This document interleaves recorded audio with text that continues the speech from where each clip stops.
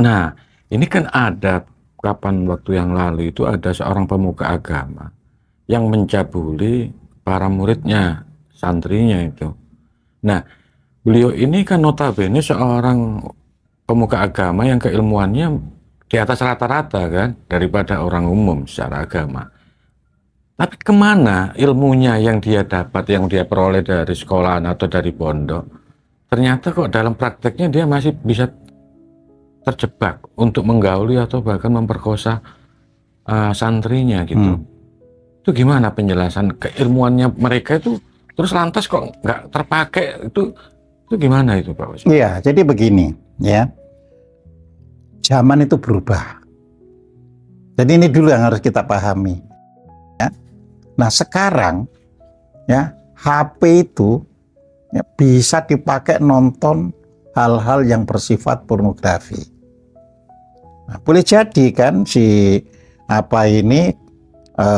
ustadz-ustadz ini ya kecanduan ya pornografi itu. Terus mencari dalil-dalil yang membolehkan. Nah, iya kan di Al-Quran itu terus terang saja ada kan. Itu bisa itu kalau pornografi dibelokkan gitu Pak. Lah kan dalilnya bunyinya itu ada dalil kerasulan kan gini kan, dan perempuan-perempuan yang menyerahkan dirinya kepadamu ya kan boleh kamu kan gitu kan ya kan, yang di situ kan dikatakan yang perawan, yang janda, pokoknya menyerahkan diri kamu boleh kamu gauli kan gitu ya. Nah jadi semua ini adalah kondisi sosial ya yang kondusif untuk melakukan hal-hal yang negatif itu, karena terus tinggal mencarikan dalil-dalil ini itu dan sebagainya di surat Al-Ahzab itu ya. Dan ini kan hanya masalah bagaimana menafsirkan ya. Jadi di situ, walaupun di situ nanti ada lanjutannya kan, hai Rasul ya, engkau sekarang tidak boleh lagi ya menceraikan istrimu dan tidak boleh lagi menambah istrimu kan itu. Tapi kan kalau bacanya nggak sampai ke sini kan, hanya sampai sebelumnya saja kan. Nah jadi seperti itu.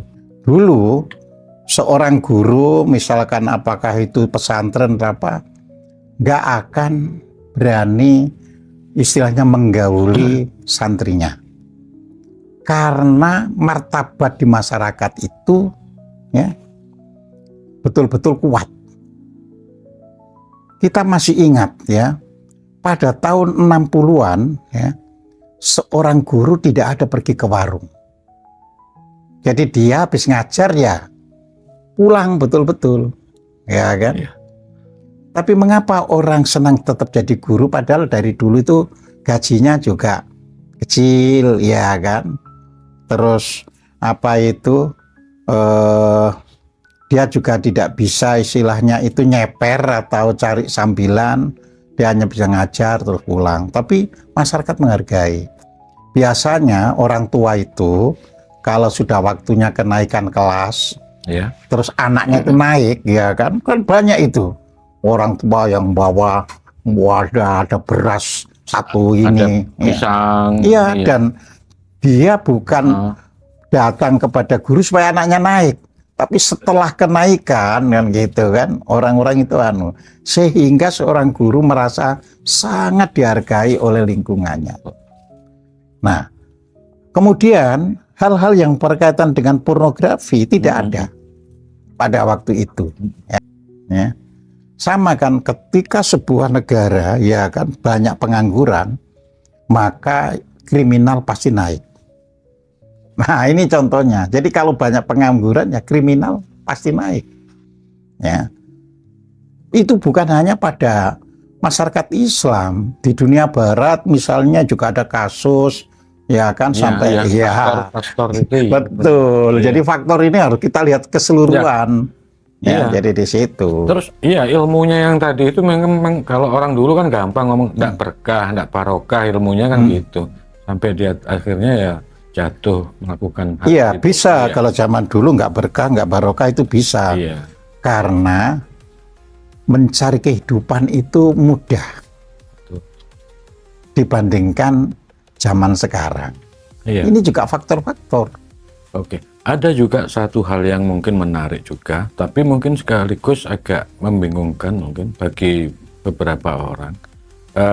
Kita tahu bahwa wanita dan pria itu dalam agama itu semuanya kan sama derajatnya, tidak ada yang direndahkan atau ditinggikan. Nah, tetapi ada isi di dalam kitab Al-Quran itu, kalau tidak salah itu, bahwa wanita itu yang menjadi statusnya waktu itu menjadi budak. Ketika saya mempunyai budak, kalau saya suka dengan teman saya, bisa saya hadiahkan kepada teman saya budak itu. Saya ingin penjelasan dari Pak Khojim, bukan ini saya ingin menyerang atau menjelek-jelekan. Ini murni karena keingintahuan dan kajian yang paling dalam tentunya, bagaimana sih sebenarnya penjelasan Al-Quran ini memposisikan seorang budak yang wanita tadi, kenapa kok bisa dijadikan bahan hadiah yang tentunya nanti bisa digauli oleh tuan atau majikan yang baru gitu. Enggak, silakan. Iya. Oke. Jadi kalau kita membahas budak harus membahas eranya. Artinya era budak itu di dunia Timur Tengah sampai Barat itu memang ada pada abad ke sebelum Islam itu memang ada. Iya. Sehingga di masyarakat yang perbudakan itu menjadi bagian konstruksi sosial, ya ayat akhirnya mencantumkan itu untuk mengurangi istilahnya itu kerugian pada orang yang hidup. Karena begini loh, orang hidup ya tidak jadi budak, terus tidak bisa bekerja, itu jauh lebih sengsara daripada jadi budak tapi budak ini mendapat kasih sayang pemiliknya. Makanya budak ya kan, itu hanya pengganti kata anak-anak. Anak-anak. Di Sunda budak juga anak-anak. Iya. Nah, orang diperlakukan seperti anak-anak, akhirnya kita menyebutnya budak, kan gitu kan. Nah, mengapa kok anak-anak disebut budak? Karena anak-anak itu bekerja tapi tidak diupah. Orang tuanya hanya ngasih makan. Orang tuanya hanya ngasih pakaian seperlunya. Nah, budak kan diperlakukan seperti itu. Ya, dia kan nggak dapat gaji sekian, kan tidak. Nggak ada transaksi itu. Ya. Jadi setiap saat majikan menyuruh, ya harus dilaksanakan. Lalu majikannya memasih makan, ya kan, supaya kerjanya semakin bagus. Makanya budak-budak itu dibuat badannya kuat-kuat. Kalau masalah makan, makan banyak, karena supaya kerjanya itu bisa hebat. Nah, budak-budak ini Mas lahir di masyarakat yang patriarki. Kita ini masyarakat bukan patriarki. Kita pada mulanya adalah matriarki, ya, atau matriarkat. Jadi kedaulatan itu pada seorang ibu. Makanya kita ada ibu kota, ada ibu pertiwi, ada nenek moyang. Nggak punya mereka.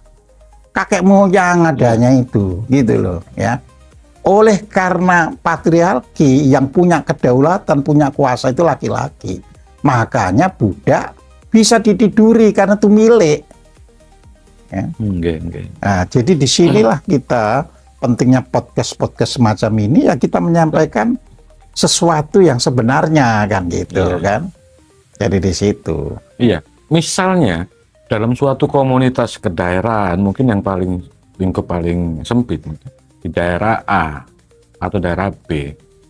Kalau mungkin ada bisa suatu saat tahun depan atau 50 tahun depan itu muncul lagi ada sistem perbudakan, berarti itu dalam koridor agama tetap itu sama sah saja bisa istilahnya digauli dan sebagainya berarti. Nggak bisa. Karena ayat itu dari secara bukti loh ya, bukti ayat sendiri kan dikenal adanya nasakh mansukh. Ya. Memang yang dimansukh itu yang sudah dibatalkan dan diganti yang baru itu kan yang ada pada waktu itu. Seandainya Al-Quran diturunkan hari ini, ya tetap ada yang dimansuh. Nah, jadi seperti itu. Makanya Al-Quran memberi contoh itu boleh pada masa yang lalu. Nah, hal-hal demikian itu harus diperhatikan bagi pembaca Quran. Oh, kalau gitu, sesuatu yang lalu, yang belum ada aturan di masyarakat, boleh, kecuali setelah ada, kan gitu kan. Iya. Nah, karena kitab suci tidak diklaim tidak ada lagi turun, maka semua keputusan sosial itu, ya, asal itu demi kemanusiaan, itu menjadi bagian dari hukum. Nah, abad 20 perbudakan itu dilarang berdasarkan PBB, abad 20 kan gitu kan. Ya. Jadi secara formal tidak boleh ada lagi perbudakan formal. Tapi siapa bisa ngontrol di negara-negara yang dulunya biasa memperbudak? Iya. Nah, kan nggak bisa kan? Seperti itu.